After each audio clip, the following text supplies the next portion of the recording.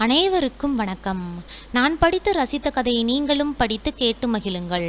கதை பிடித்திருந்தால் அனைவருக்கும் பகிருங்கள்.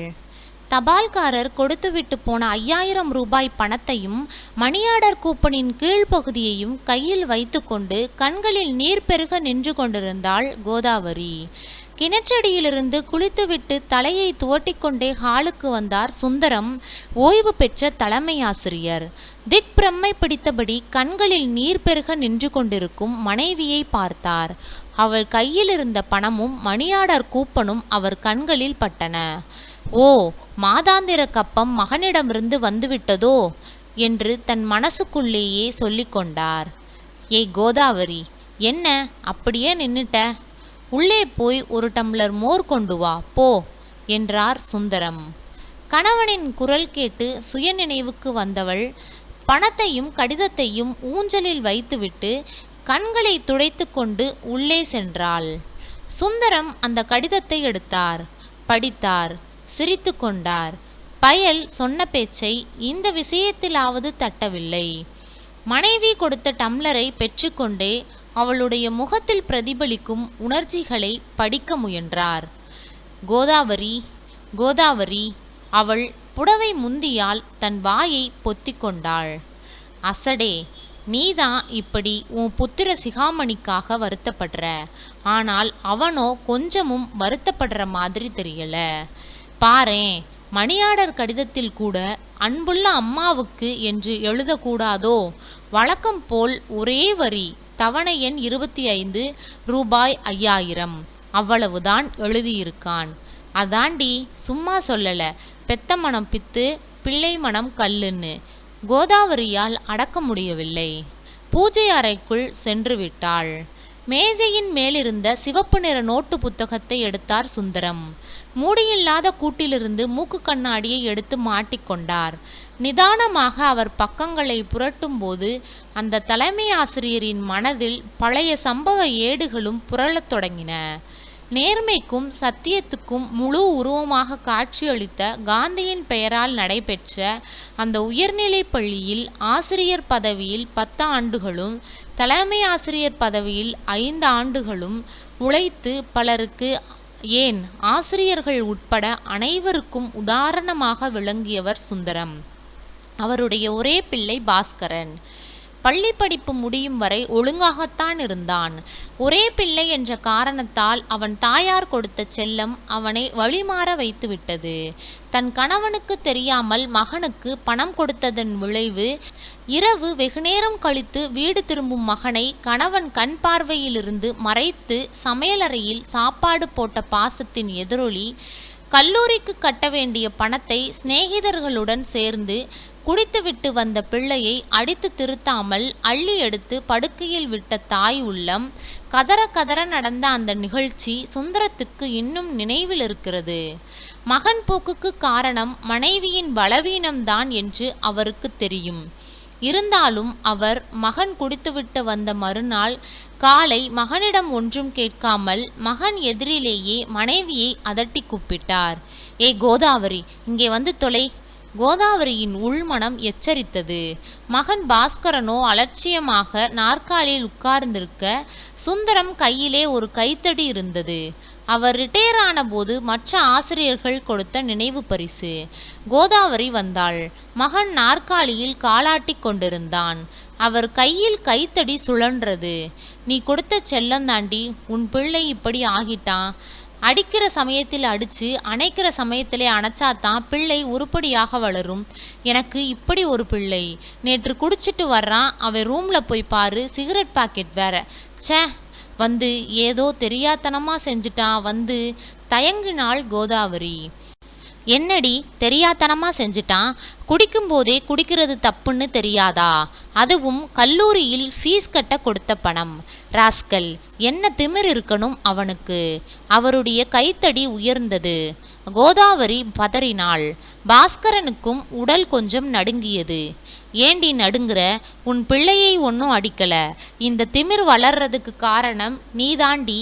உன்னைத்தான் என்றபடி கோதாவரியின் முதுகிலும் கையிலும் நன்றாக அடித்துவிட்டு ஓய்ந்தார். பாஸ்கரனுக்கு உடல் சிலிர்த்தது. வீட்டை விட்டு போய்விட்டான். சுந்தரம் கதறினார்.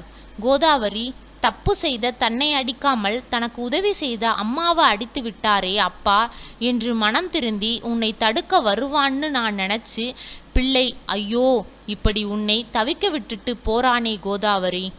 என் பிள்ளையோட நிலைமைக்கு நானும் தான் காரணம். உங்ககிட்ட அளவுக்கு மீறி பணம் கொடுத்தது என் தப்பு தானே. நானே என்னை அடிச்சுக்கணும். ஆனா கோதாவரி, என் கையிலே தெம்பு இல்லை. உன்னை அடிச்ச என் கையிலே ஏகப்பட்ட வலி. நீயே என்னை அடிச்சிடுறியா? தேம்பி தேம்பி அழுதார் சுந்தரம். ஐயோ அப்படி சொல்லாதீங்க, எனக்கு இதுவும் வேணும் இன்னமும் வேணும், கொஞ்சம் இருங்க என்று சொல்லிவிட்டு சமையலறைக்குள் சென்றாள். சுந்தரம் அந்த கைத்தடியையே பார்த்து கொண்டிருந்தார். தள்ளாத காலத்தில் பெத்த மகன் உதவியாக இருப்பான் என்ற எண்ணத்தில் சிறுவயதில் பாஸ்கரனை அவர் தடியா தடியா என்று செல்லமாக கூப்பிடுவார். அந்த மகன் செய்த குற்றத்துக்கு பெற்றவளுக்கு தண்டனை நான் கொடுத்தேன். ஆண்டவனே, அவனை பிள்ளையாக பெற்றதே எனக்கு நீ தந்த தண்டனையோ என்று அவர் அழுதார். சமையலறையிலிருந்து பெரிய டபராவில் வெந்நீருடன் அருகே வந்தாள் கோதாவரி.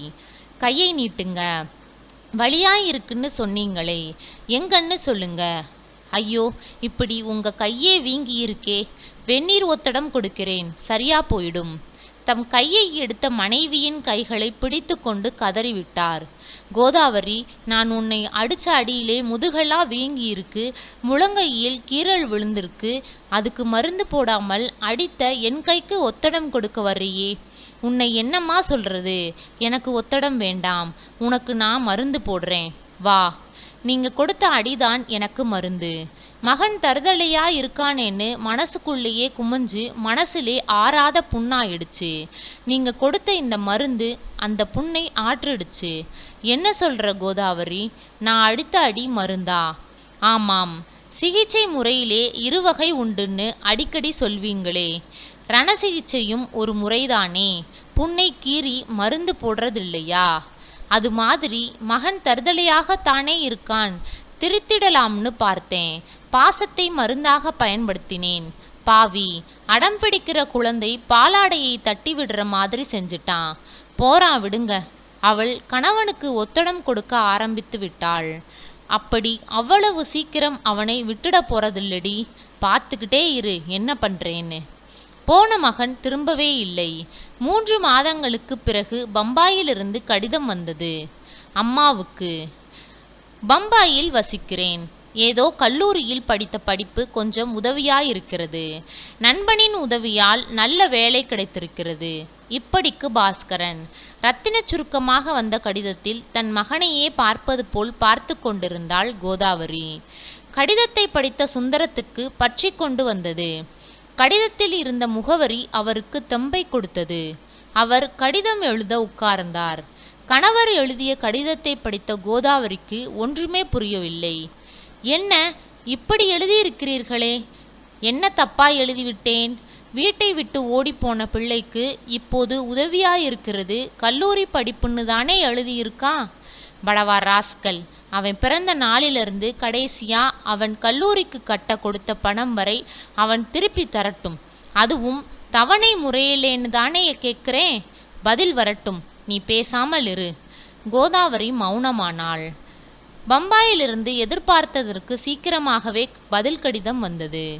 அப்பாவுக்கு, உங்கள் கடிதம் கிடைத்தது. நீங்கள் எழுதியுள்ளபடியே பணத்தை தவணையில் செலுத்தி விடுகிறேன். வசதிப்பட்டால் அதிகமாகவே அனுப்புகிறேன். அம்மாவின் பெயருக்கு அனுப்புகிறேன். இப்படிக்கு பாஸ்கரன். ரோசக்கார பிள்ளையடி என்று பெருமைப்பட்டு கொண்டே கடிதத்தை எடுத்து மடித்து வைத்தார் சுந்தரம். சொன்னபடியே ஒழுங்காக 25 தடவையாக அனுப்பி கொண்டு வருகிறான் என்று முனகிக்கொண்டே வந்த அவர் சிவப்பு நிற நோட்டில் வரவு வைத்து கொண்டார். 1 வாரம் சென்றது. கபாலீஸ்வரர் கோயிலுக்கு சென்று திரும்பிய கோதாவரி கணவனிடம் பிரசாதத்தை கொடுத்து கொண்டே தெற்கு மாட வீதியிலே இருக்கிற கவிதா இன்னைக்கு என்னிடம் ஒன்று கேட்டாள் என்று விஷயத்தை ஆரம்பித்தாள். என்ன கேட்டாள்? பாஸ்கரனோட ஜாதகம் வேணுமாம். அவ பொண்ணு பேருக்கேற்ற மாதிரி லக்ஷ்மியா இருக்காளாம். வந்து வந்து தயங்கினாள் கோதாவரி. ஊஞ்சலை விட்டு கீழே இறங்கி கண்ணாடி அலமாரியிடம் சென்றார் அவர். மேல்தட்டில் மஞ்சள் அட்டை போட்ட சிறு நோட் புக்கை எடுத்தார். கோதாவரிக்கு மகிழ்ச்சி தாங்கவில்லை. ஜாதகம் எழுதி வைத்த நோட்டு அது. கற்பகாம்பிகையை மனதில் நினைத்து கொண்டாள். அவள் ஊஞ்சல் அருகே வந்தாள். நோட்புக்கை பிரித்தார். கோதாவரிக்கு துணுக்கென்றது. அதிலிருந்து அவர் எடுத்த ஓர் எக்ஸ்பிரஸ் கவர் அவள் கவனத்தை ஈர்த்தது. எக்ஸ்பிரஸ் லேபிள் நிறம் சிவப்பு அவளுக்கு எதையோ குறிப்பால் உணர்த்தியது. நேற்று மதியானம் நீ மாவு மில்லுக்கு போனப்ப வந்த கடிதம், படித்துப்பார் என்றார். கடிதத்தின் உள்ளே இருந்த விஷயம் அவளை மயக்கமடைய செய்தது. கோதாவரி கடிதத்திலே வெடிகுண்டு இருந்தது போல இப்படி கீழே விழறையே என்றபடி அவளை தாங்கிக் கொண்டார். அரை மயக்க நிலையிலே அப்படி ஏதாவது ஆகி ஒரே அடியா செத்து போயிருக்கலாமே. ஏன் அவன் இப்படி செய்து விட்டான்? குழந்தைக்கு 1 வயது நிறைவுன்னு கடிதம் போடுறானே, என்ன நெஞ்சழுத்தம்! ச்சே! அவள் மீண்டும் மயக்கமானாள். அவராலும் அந்த அதிர்ச்சியை தாங்க முடியவில்லைதான். இருந்தாலும் சமாளித்து கொண்டு விட்டார். ஆனால் கோதாவரி அவளால் அந்த செய்தியை ஜீரணிக்க முடியவில்லை. பெற்ற மனமாயிற்றே. 2 மாதங்களாக மகனிடமிருந்து பணமோ கடிதமோ வரவில்லை. கோதாவரியின் மனம் அலைப்பாய்ந்தது. ஏண்டி இப்படி கிடந்து அலையிற? வந்திருக்காளே பொண்டாட்டி, எந்த ஜாதியோ என்னவோ, கண்டித்து சொல்லியிருப்பாள் பணம் அனுப்ப வேண்டாம்னு. பொண்டாட்டி தாசனாயிருப்பான். காதல் கல்யாணம் தானே, கவர்ச்சி போயிடுச்சுன்னா சீன்னு ஆயிடும் பாரு என்று கோவத்தில் கத்தினார். கோதாவரி ஒன்றும் பேசவில்லை. மேலும் 1 வாரம் கழிந்தது. ஒரு கடிதம் வந்தது. ஆரம்பமே பூகம்பம். அன்புள்ள அம்மாவுக்கு. கோதாவரிக்கு தன் கண்களை நம்ப முடியவில்லை. பாஸ்கரன் கையெழுத்துதான். அன்புள்ள. அடடே, இந்த வார்த்தை இத்தனை நாளா இவனுக்கு தெரியாமலா இருந்தது? கடிதத்தை படித்தாள். அன்புள்ள அம்மாவுக்கு நமஸ்காரம். அப்பா நலமாக இருக்கிறாரா? 2 மாதங்களாக எனக்கு ஒரே செலவு. அதனால் பணம் அனுப்ப முடியவில்லை. சென்னைக்கு மாற்றலாகி வர வாய்ப்பு இருக்கிறது. வரலாமா? அப்பாவிடம் அனுமதி கிடைக்குமா?